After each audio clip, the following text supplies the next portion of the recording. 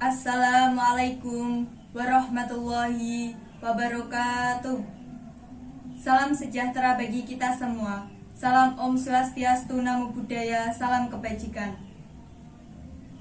Kepada yang terhormat Kepala SMK Negeri 1 Kendal, Dr. Andes Yudi Wibowo MPD, yang saya hormati Bapak Ibu Guru, serta teman-teman yang saya banggakan.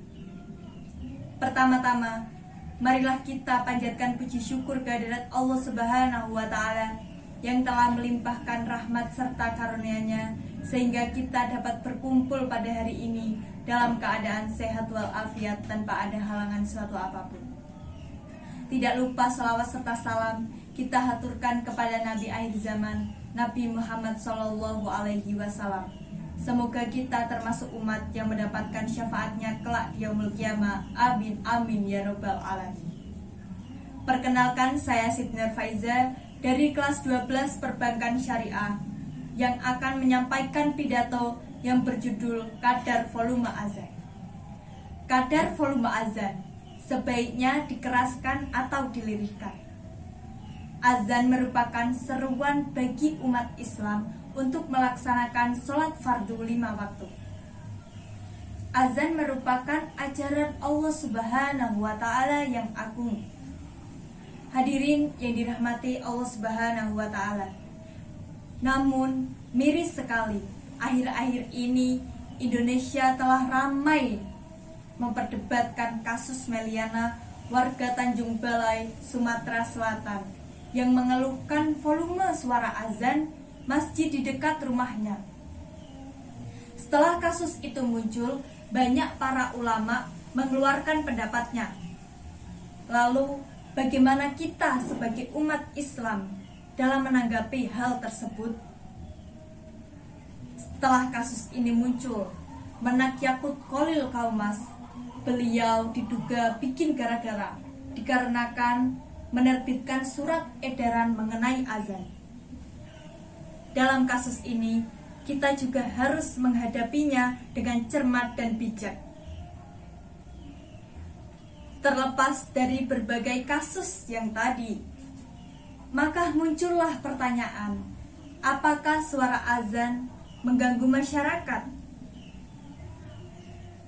Bila merujuk pada kitab-kitab Ahlussunnah wal Jamaah, akan ditemukan hadis-hadis yang memang menganjurkan azan dengan menggunakan suara yang keras dan maksimal, sebagaimana diriwayatkan an Abi Hurairah radhiyallahu an qala Rasulullah sallallahu alaihi wasallam, al muadzinu yufaru lahu madda sautihi wa yastaghfaru lahu kullu radbin wa yabis, yang artinya dari Abu Hurairah radhiyallahu an berkata bahwa Rasulullah sallallahu alaihi wasallam bersabda, muazin akan diampuni sejauh mana kerasnya suaranya, dan semua makhluk baik yang basah maupun yang kering akan memintakan ampun untuknya. Hadis riwayat Abu Dawud, Nasai, Ibnu Majah, dan Ahmad. Hadirin yang dirahmati Allah Subhanahu wa Ta'ala, dalam menjawab pertanyaan seperti ini, kita harus mempertimbangkan berbagai hal terlebih dahulu. Yang pertama, yaitu watak dasar moderasi agama Islam. Pertimbangan yang kedua, yaitu kadar volume azan. Sebagaimana menurut ilmu fikih pokok kesunahan Islam, azan sendiri harus dikumandangkan dengan lantang dan jelas. Apabila ingin mengumandangkan azan, harus dapat terdengar lebih dari satu orang jamaah yang akan melaksanakan sholat. Namun, di masyarakat yang majemuk ini banyak didapati silang pendapat. Apakah suara azan perlu dilirihkan atau dikeraskan? Hadirin yang dirahmati Allah Subhanahu wa Ta'ala, oleh karenanya, mengeluhkan terlalu kerasnya volume suara azan bukan berarti mengeluhkan azan secara total, namun hanya mengeluhkan kadar volumenya saja.